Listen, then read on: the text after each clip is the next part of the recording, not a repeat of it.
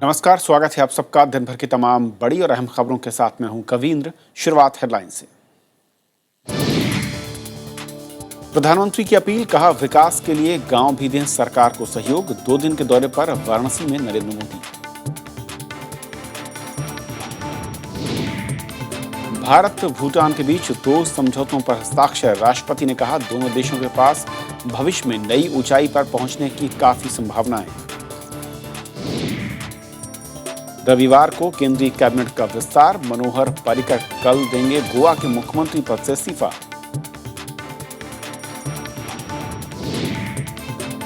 अगले साल 3 मई से देश भर में लागू होगा पूर्ण मोबाइल पोर्टेबिलिटी सुविधा। राज्य बदलने पर भी रख सकेंगे पुराना नंबर। विशाखापत्तनम के पास समुद्र में डूबा नौसेना का जंगी जहाज। 1 की मौत, 4 लापता। बोर्ड ऑफ इंक्वायरी के आदेश।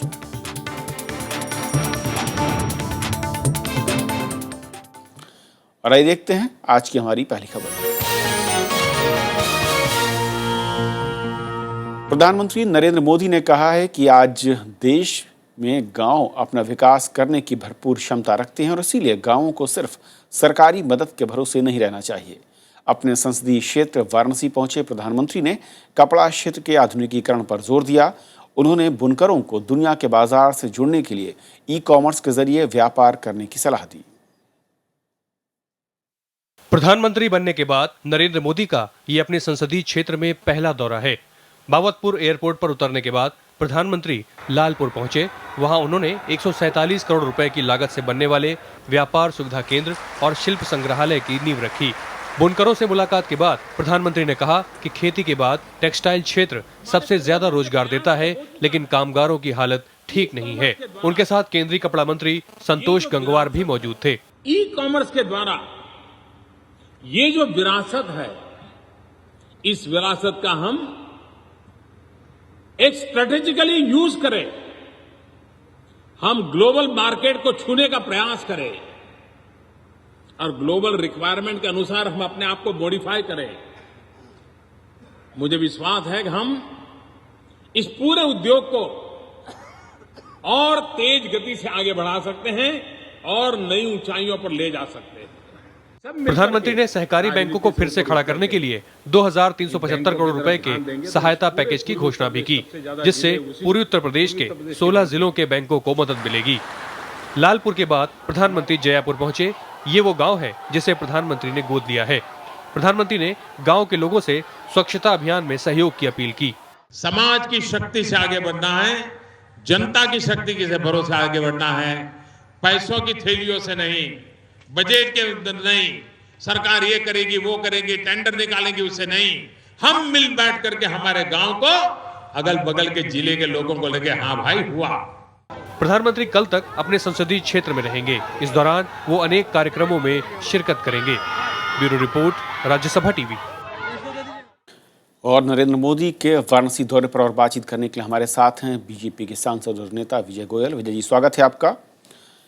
विजय जी, जिस तरीके से बनारस पहुंचे हैं प्रधानमंत्री जी और पूरे 2 दिन के दौरे के दरमियान कई सारी योजनाएं हैं, सबसे बड़ा जो इस वक्त आप देख रहे हैं पहल प्रधानमंत्री जी की ओर से, वो क्या आपको दिख रहा है? देखिए, सबसे बड़ी पहल तो ये है कि प्रधानमंत्री जो कहते हैं उसको करते हैं जी। अभी उनको बने हुए सिर्फ 5 महीने हैं और 5 महीने में देश के अंदर जिस तरीके का उन्होंने विकास ला दिया है, जो विजन दिया है, जो दृष्टिकोण दी है, जो अपने साथ चाहे वो कोई सी भी योजना है उसको जोड़ा है, चाहे वो जनधन योजना हो, आदर्श ग्राम योजना हो या फिर स्वच्छ भारत अभियान हो, उसमें उन्होंने पब्लिक की इन्वॉल्वमेंट भी की है, जनमानस की उन्होंने उसके अंदर अपने साथ सहभागिता की है। अभी आपने देखा होगा वाराणसी उनका चुनाव क्षेत्र है। उस चुनाव क्षेत्र के अंदर लोगों को लगता था, जब उन्होंने कहा कि मैं वाराणसी का विकास करके दिखाऊंगा, तो लोगों को लगता था कि शायद एक प्रधानमंत्री को अपने कॉन्स्टिट्यूंसी का विकास करने का समय कहाँ होगा। और इससे पहले वाले प्रधानमंत्रियों को हमने देखा है कि उन्होंने कितना विकास किया या कितना नहीं किया। पर अभी उन्होंने जो वाराणसी के अंदर सहकारी बैंकों को 2375 करोड़ रुपए की बात की है, वो अपने आप में बड़ी बात है। बुनकरों के लिए उन्होंने जो बात की है वो बड़ी बात है। हैंडीक्राफ्ट्स को वो बढ़ावा देना चाहते हैं। गंगा का वो समाधान निकालना चाहते हैं। और सबसे बड़ी बात है, आदर्श ग्राम योजना की शुरुआत उन्होंने खुद से भी की है। जब उन्होंने ये कहा है कि भाई मैं जयापुर गांव को गोद लूंगा या गांव उनको गोद लेगा, तो मैं समझता हूं कि वो एक आदर्श लोगों के सामने उपस्थित करेंगे कि एक प्रधानमंत्री जब झाड़ू लगा सकता है, एक प्रधानमंत्री जब खुद गांव गोद ले सकता है, एक प्रधानमंत्री जो 24 आवर्स काम करता है, और वो लोगों से अपील करते हैं कि आप सरकार पे निर्भर मत रहिए। सबसे बड़ी बात उनकी जो है, जो उन्होंने अपने वाराणसी के भाषण में भी कही, सरकार पे निर्भर नहीं कही है, आपस में लोग मिलकर, जैसे पंचायतें थी पहले पानी की कमी होती थी तो जोड़ खोद लिया करते थे खुद ही और पानी की कमी को पूरा करते थे जी। पर अब जनता ने सरकार पे निर्भर करना शुरू कर दिया है, तो उन्होंने कहा है सरकार पे निर्भरता को छोड़ें और स्वयं कुछ करके दिखाएं। तो ऐसे ही विजय जी, कई सारी पहल हैं, एक गांव को अगर मैं गोद ले रहा हूं तो जिनका बाकी आपने गांवों जिक्र को किया और सांसद भी गोद लेंगे। और प्रधानमंत्री खुद अपने संसदीय क्षेत्र में जो तमाम बातें कर रहे हैं, लोग यकीन भी कर रहे हैं, लेकिन एक बड़ा संदेह जो खड़ा होता है वो उसकी तरफ मैं इशारा करना चाहूंगा। प्रधानमंत्री 2 दिन के दौरे के दरमियान करीब 25 से ज़्यादा घंटे अपने स्थानीय, जो मैं कहूँ कि निर्वाचन क्षेत्र, वहाँ पर देंगे। और उस इलाके में जो बुनकर, उनका कहना है कि साहब हफ्ते भर में कुल मिलाकर 25 घंटे ही लाइट आती है।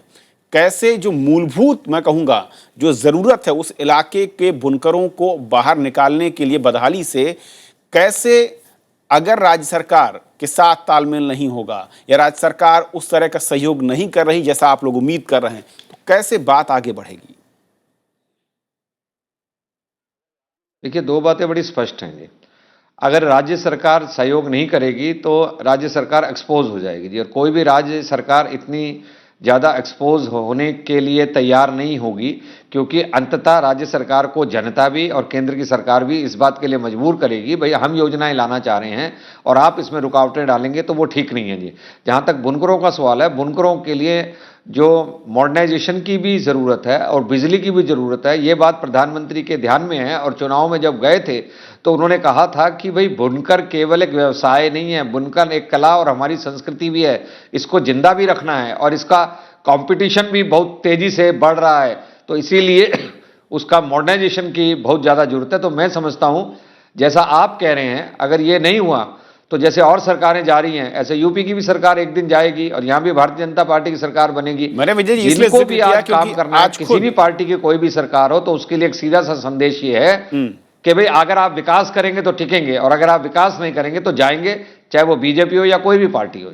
मैंने इसलिए जिक्र किया इस पॉइंट का विजय जी, क्योंकि आज जब प्रधानमंत्री जी ने वहां पर भाषण दिया और जो व्यापार केंद्र के बारे में उन्होंने इशारा किया कि भाई हम शहर के दूर है, हमने कोशिश की थी लेकिन वहां जमीन नहीं मिली। अखिलेश, जो कि उत्तर प्रदेश के मुख्यमंत्री, उन्होंने तुरंत एक रिप्लाई किया, बयान दिया कि भाई हम तो चाहते हैं, आप मांगिए कहाँ जमीन चाहिए। सरकार ये कह रही, राज्य सरकार की जमीन देने को तैयार थे, प्रधानमंत्री कह रहे हैं कि हमें जमीन नहीं मिली, से हमें दूर खोलना पड़ा शहर से। यानी कहीं कुछ तालमेल क्या दिख रहा है कि उस तरह का नहीं है जिसकी उम्मीद आम जनता कर रही कि अगर विकास की नई इबारत दिखनी है तो तालमेल दिखना चाहिए। देखिए, मैं समझता हूं कि एक नई सरकार आई है केंद्र के अंदर और उस सरकार का एक काम करने का तरीका है, वो 24/7 काम कर रही है। राज्य सरकार को उसके साथ कदम के साथ कदम मिलाने में थोड़ा समय भी लगेगा, थोड़े चलेंगी भी। तो जहां तक मैं समझता हूं कि राज्य सरकार चेती और चेत कर उन्होंने कहा बताइए आपको कहां जमीन चाहिए। पर शायद इससे पहले जब जमीन मांगी गई होगी तो शायद उन्होंने जमीन नहीं दी होगी, तो मुझे उसकी इतनी डिटेल्स तो नहीं पता है, पर मैं ऐसी कल्पना कर सकता हूं। पर हमें कोई राज्य सरकारों से टकराना नहीं है, हमें सिर्फ ये करना है कि भाई राज्य सरकारें मदद करें, और नहीं मदद करेंगे तो चाहे वो केंद्र की और राज्य सरकार की एक्सपोज हो जाएगी जो भी। अब कल को कोई राज्य सरकार की स्कीम हो, जम्मू कश्मीर के अंदर बाढ़ आ गई तो प्रधानमंत्री ने तुरंत घोषणा की ना 1000 करोड़ रुपए की, 1 मिनट भी गंवाए हुए। किस लिए की? इसलिए की कि भाई वहां की भी जनता अपने देश की ही जनता है, चाहे वहां पर सरकार किसी की और की हो, चाहे वो कॉपरेट कर रही हो नहीं कर रही हो। परंतु प्रधानमंत्री ने 2 मिनट भी नहीं लगाया इस बात की घोषणा के लिए कि 1000 करोड़ रुपया मैं अभी इसको देता हूं, और उसके बाद उन्होंने और भी पैकेज दिया है। तो मैं समझता हूं इतनी जल्दी किसी ने फैसला नहीं लिया, तो अब ये धीरे धीरे बाध्यता बन जाएगी। अब देखिए, आप आदर्श ग्राम योजना है, उसमें केवल बीजेपी के सांसद अगर गांव गोद लेंगे तो आपको क्या लगता है पब्लिक के ऊपर, पब्लिक का प्रेशर नहीं बनेगा दूसरी पार्टियों के सांसदों पे भी जो गोद नहीं लेंगे कि भाई आप क्यों नहीं गोद ले रहे हैं, जब दूसरे गांव गोद ले रहे हैं तो आप भी हमारे यहाँ डेवलपमेंट करिए। और जब वो सांसद डेवलपमेंट करेगा और वो हमारी केंद्र की सरकार के पास आएगा कुछ मदद मांगने के लिए और हम नहीं करेंगे, तो फिर वो मैसेज देगा कि देखिए मैं तो कर रहा हूं, केंद्र की सरकार मदद नहीं कर रही। तो अब बाध्यता बन जाएगी राजनीति के अंदर कि कोई भी विकास का कोई भी काम लेकर आएगा, दूसरे आदमी को उसको मजबूरन मदद करनी पड़ेगी। जी विजय जी, एक आखिरी सवाल, जो आपने कहा कि गांवों को सुधारने, उनकी दिशा और दशा बदलने के लिए जो मुहिम शुरू की गई प्रधानमंत्री की ओर से, तमाम सारी दिक्कतों के बावजूद जिस तरीके का, अब मैं कहूं कि कंपटीशन दिखेगा, जो मेरे को उम्मीद दिख रही है आम लोगों को कि अलग अलग दलों के सांसदों के बीच एक कंपटीशन दिखेगा, वाकई ये कंपटीशन बहुत नए तरीके के विकास या फिर नए सफर की तरफ ले जाता दिख रहा है, या फिर कहीं कोई राजनीति की गुंजाइश भी वहां पर बचती हुई दिखती है अभी? नहीं, मुझे नहीं लगता कि राजनीति की गुंजाइश है, बल्कि राजनीति की गुंजाइश तो इसलिए खत्म हो जाती है कि जिन योजनाओं की सार्वजनिक घोषणा होती है और फिर जो उसका पालन नहीं करते हैं, तो पब्लिक इस बात को देती है कहा क्या करा क्या। जैसा कि मनमोहन सिंह जी की सरकार ने कहा था कि भाई महंगाई को हम खत्म कर देंगे, अर्थव्यवस्था को ऊपर ले जाएंगे, जीडीपी बढ़ेगी, किंतु नहीं बढ़ी, तो लोगों को दिखाई देता है कि लोगों की भी एक सब्र की सीमा होती है। तो ऐसे ही आदर्श ग्राम योजना के अंदर भी है कि जो एमपी वहां पे श्रम करेंगे वो अपने आप सब डिपार्टमेंट्स में भागादौड़ी करेंगे और अपना पंचायत को इकट्ठा करेंगे। अब जैसे मैं स्वयं गया था गाडोज और तासिंग गांव के अंदर गया था, तो वहां की पंचायतों को मैंने इकट्ठा किया, उनसे बात की, पूरे इलाके के अंदर मैं घूमा। घूमने के बाद मैंने देखा कि भाई यहाँ कितना हेरिटेज है जो बर्बाद हो रहा है, इसको करना चाहिए। तो जब मैं घूमूंगा, आऊंगा, जाऊंगा, तो मेरा एक मैसेज निकलेगा जी, और अगर मैसेज निकलता है तो पब्लिक उससे बड़ी संतुष्ट रहती है कि एक एमपी आया है जो हमारे क्षेत्र के अंदर काम करने के लिए तैयार है। तो प्रधानमंत्री तो जब हमको संबोधित करते हैं तो यही कहते हैं कि भाई आपस में कंपटीशन करो और काम करो और अपना विजन लगाओ, लकीर के फकीर मत बनो, अपने विजन, अपने दृष्टिकोण से अपने गांव को डेवलप करो। कोई ऐसा नहीं है गांव को डेवलप करने का नाम है कि आपने सड़क वहां पर बना दी, नाली बना दी, खड़ंजा लगा दिया तो गांव का डेवलपमेंट हो गया, बल्कि वो कहते हैं सर्वांगीण विकास होना चाहिए। गांव में चित्रकला प्रतियोगिता हो, गांव में कविता प्रतियोगिता हो, गांव के स्कूल अच्छे हों, स्कूलों के अंदर टॉयलेट बने हों, खेल के मैदान हो, इस सब चीजों की डेवलपमेंट को वो गांव की डेवलपमेंट कहते हैं। वे केवल नाली, खड़ंजा, सड़क, सीवर, पानी के लिए गांव का विकास को गांव का विकास नहीं कहते हैं। जो उम्मीद है जिस तरीके से गांव के विकास की बात है, गांव के लोग सपने को साकार करने की बात हो रही है, प्रधानमंत्री जी ने जो गांव गोद लिया है, वहां के विकास को देखकर जरूर मैं कहूंगा कि तमाम जो सांसदगण हैं वो एक शायद दिशा ले पाएंगे। बहुत बहुत शुक्रिया इस पूरे मसले पर हमसे बातचीत करने के लिए आपका। और ये थी हमारी आज की पहली खबर। ब्रेक के बाद आपका फिर से स्वागत है। केंद्रीय मंत्रिमंडल का विस्तार रविवार दोपहर 1 बजे होगा। खबरों के मुताबिक गोवा के मुख्यमंत्री मनोहर पर्रिकर उत्तर प्रदेश से राज्यसभा सांसद हो सकते हैं और कल उनके इस्तीफे के बाद गोवा में नए मुख्यमंत्री का चुनाव होगा। शनिवार सुबह बीजेपी संसदीय बोर्ड की बैठक के बाद गोवा के मुख्यमंत्री मनोहर पर्रिकर इस्तीफा देंगे। इसके बाद दोपहर पणजी में बीजेपी विधायक दल की बैठक में गोवा के अगले मुख्यमंत्री के नाम पर मुहर लगेगी। मनोहर पर्रिकर ने शुक्रवार को बीजेपी के हर विधायक की निजी राय जानी। केंद्रीय कैबिनेट में पर्रिकर को रक्षा मंत्री बनाए जाने की संभावना है।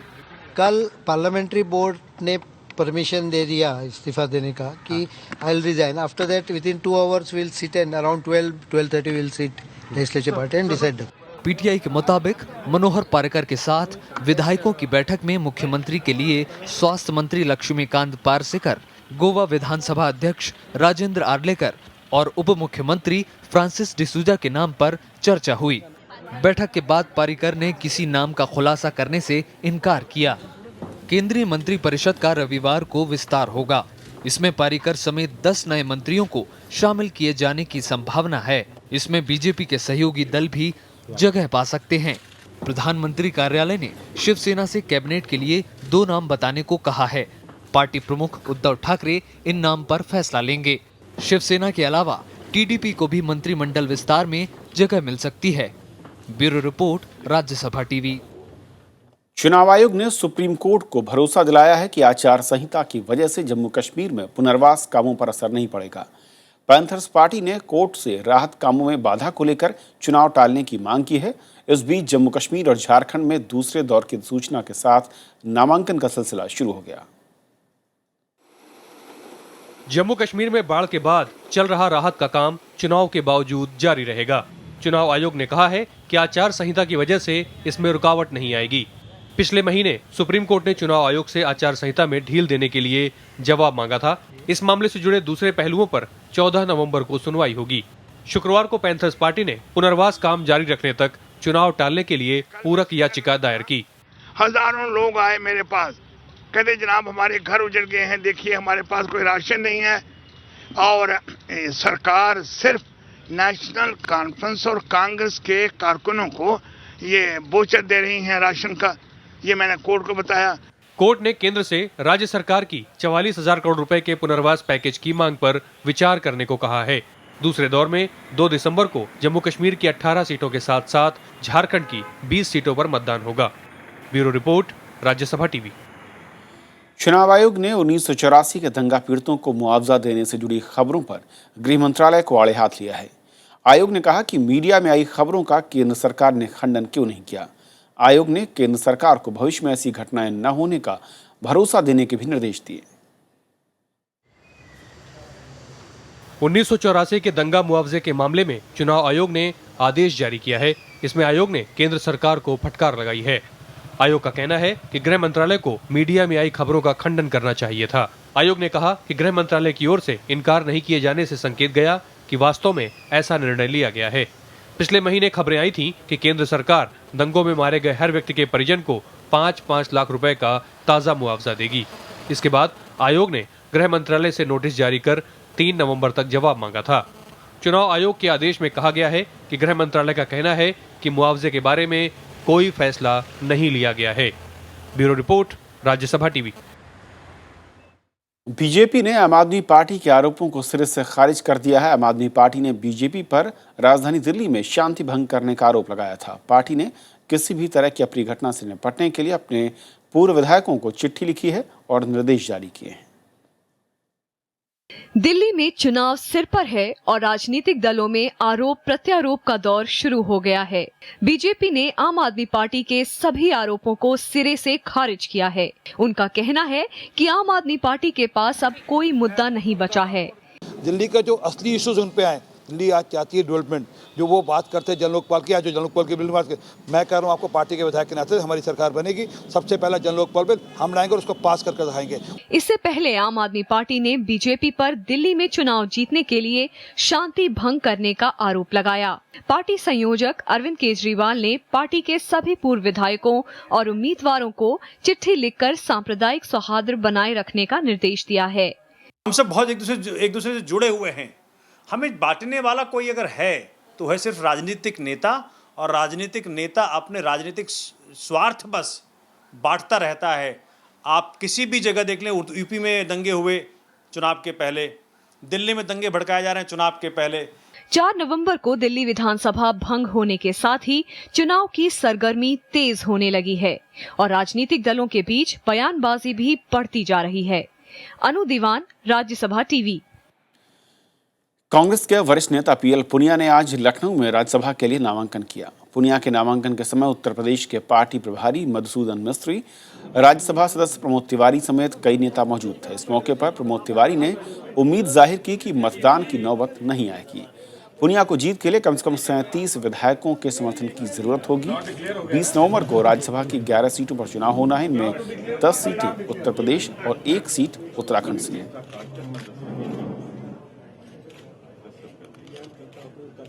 राज्यसभा के नियमों से संबंधित समिति ने भी प्रश्नकाल को 11 बजे की बजाय शून्यकाल के वक्त यानी 12 बजे किए जाने पर सहमति जताई है। इससे पहले 11 अगस्त को सदन की सामान्य प्रायोजन समिति ने प्रश्नकाल के समय को बदलकर दोपहर 12 बजे किए जाने की सिफारिश की थी। ये फैसला प्रश्नकाल की कार्यवाही में लगातार बाधा के चलते किया गया। राज्यसभा के सभापति हामिद अंसारी की अध्यक्षता वाली सामान्य प्रायोजन समिति में भी सभी दलों के नेता शामिल होते हैं और संसद के 24 नवंबर से शुरू हो रहे सत्र से पहले इस बारे में कोई अंतिम फैसला लिया जा सकता है। और रुकेंगे यहां पर एक और ब्रेक के लिए। सरकार ने कोल ब्लॉक नीलामी के लिए नीति तैयार कर ली है। केंद्रीय ऊर्जा और कोयला राज्य मंत्री पीयूष गोयल के मुताबिक जल्द ही आवंटन की प्रक्रिया शुरू की जाएगी। सरकार कोयला अधिनियम को भी संसद के आगामी सत्र में पेश करेगी। दिल्ली में वैश्विक ऊर्जा प्रौद्योगिकी शिखर सम्मेलन के उद्घाटन के मौके पर केंद्रीय ऊर्जा और कोयला मंत्री पीयूष गोयल ने कहा कि देश में बड़ी आबादी आज भी अंधेरे में है और सरकार का लक्ष्य सभी को कम कीमत पर बिजली मुहैया कराना है। उन्होंने भरोसा दिलाया कि कोल ब्लॉकों की नीलामी प्रक्रिया पारदर्शी होगी। The rules are under framing and I would expect that by the end of this month you will see significant traction in the whole process. बीते दिनों सुप्रीम कोर्ट ने 1991 के बाद आवंटित 200 से ज्यादा कोयला खदानों को रद्द किया था। सरकार के मुताबिक कोयले के उत्पादन में कमी की वजह से बिजली उत्पादन पर असर न पड़े, इसलिए जल्द ही पारदर्शी प्रक्रिया से नीलामी पूरी की जाएगी। नव विक्रम सिंह, राज्यसभा टीवी। अगले साल 3 मई से पूरे देश में मोबाइल नंबर पोर्टेबिलिटी लागू हो जाएगा। केंद्र सरकार ने सभी टेलीफोन कंपनियों से इस समय तक मोबाइल नंबर पोर्टेबिलिटी पूरी तरह से लागू करने को कहा है और ऐसा होने पर मोबाइल उपभोक्ता राज्य बदलने पर भी अपने पुराने नंबर को रख सकेंगे। फिलहाल एक ही नेटवर्क एरिया में पोर्टेबिलिटी सुविधा लागू है। पिछले ही महीने दूरसंचार आयोग ने पूर्ण मोबाइल नंबर पोर्टेबिलिटी को मंजूरी दी थी। पोर्टेबिलिटी सुविधा पहली बार 20 जनवरी 2011 को शुरू हुई और इस साल 31 अगस्त तक करीब 13 करोड़ लोगों ने इस सुविधा के लिए अनुरोध किया था। बिहार के मुख्यमंत्री जीतन राम मांझी ने राज्य में गुटखा, पान मसाला जैसे तंबाकू उत्पादों पर पाबंदी लगा दी है। इस फैसले के बाद बिहार में अब तंबाकू उत्पादों की बिक्री नहीं हो सकेगी। तंबाकू पर प्रतिबंध लगाने वाला बिहार देश का 9वां राज्य बन गया है। मुख्यमंत्री ने पटना के गांधी मैदान में कैंसर पर जागरूकता कार्यक्रम के दौरान इस प्रतिबंध की घोषणा की। नौसेना का एक जंगी जहाज कल रात विशाखापत्तनम के करीब डूब गया। इसमें एक नौसैनिक की मौत हो गई और 23 को बचा लिया गया है। हादसे की जांच के लिए आदेश दे दिए गए हैं। लापता 4 नौसैनिकों की तलाश जारी है। इस बीच नौसेना की पूर्वी कमान ने रविवार को होने वाले युद्धाभ्यास को रद्द कर दिया है। इस्तेमाल टॉर्पीडो इकट्ठा करने निकला नौसेना का युद्धपोत गुरुवार रात विशाखापट्टनम तट के करीब हादसे का शिकार हो गया था। TRVA 72 के इंजन कंपार्टमेंट में पानी भरने से ये समुद्र में डूब गया। उस वक्त पोत में 28 लोग सवार थे। नौसेना के लापता जवानों की तलाश जारी है। अभी हमारे 4 नौसैनिक मिसिंग हैं, जिनमें 1 ऑफिसर हैं और 3 सेलर्स हैं। कारण क्या है उसके लिए BOI कॉन्स्टिट्यूट कर दी है।